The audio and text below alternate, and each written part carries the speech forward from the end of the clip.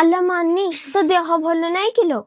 ନାଇଁ ପା ସୁଶ୍ରୀ ମାଉସୀ, ଏ କିଛି ନହବ, ଦେହ ଜମା ଭଲ ରହୁ। ସେଇ କଥା କହୁନୁ, ତ ଯାହା କହୁଥିଲା ସେ କଡେ କାମ କରି କରି ମରୁଛି, ତୁ କାଳେ ମହାରାଣୀଙ୍କ ଭଳିଆ ଶୋଇଛୁ। କଣ ହେଲା? ଦୀପା ମନରେ ଏଇଆ କହୁଥିଲା, ମତେ କାହିଁ ଲାଗୁନି। ତମେ ମିଛ କଥା କହୁଛ, ଦୀପା ଏମିତି ମନରେ କହିପାରିବନି। କଣ? ମୁଁ କଣ ମିଛ କଥା କହୁଛି? ହଉ, ତମ କଥା ଯଦି ସତ ତାହେଲେ ମୁଁ ଦୀପାକୁ ନିଶ୍ଚୟ ପଚାରିବି। ହଉ। ଦୀପା, ଅପା ଅପା କଣ କହୁଥିଲ ମନାରେ? ମୁଁ ଘରର କିଛି କାମ କରିନି, ମହାରାଣୀ ଭଳିଆ ଶୋଉଛି। କଣ ହେଲା? ମୁଁ ତ ନାଁରେ ଏଇଆ କହୁଥିଲି। ମୁଁ ତ ନାଁରେ କହୁଥିଲି, ତୁ ମୋ ନାଁରେ କହୁଥିଲୁ। କଣ? ମୁଁ? ହଁ ତୁ। ତମକୁ ଏଇ କଥା କିଏ କହିଲା? ମତେ ତ ସୁଶ୍ରୀ ମାଉସୀ କହିଲେ। ମତେ ବି ତ ସୁଶ୍ରୀ ମାଉସୀ କହିଲେ। କଣ ହେଲା? ତାହେଲେ ସୁଶ୍ରୀ ମାଉସୀ ଆମ ସୁନ୍ଦର ସଂସାରକୁ ଭାଙ୍ଗିବାକୁ ଚାହୁଁଥିଲେ? ହଁ।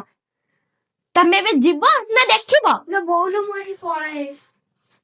ମତେ କ୍ଷମା କରିଦେବୁ।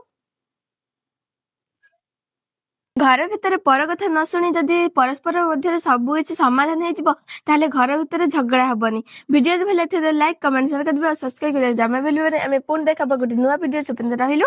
ଜୟ ଜଗନ୍ନାଥ।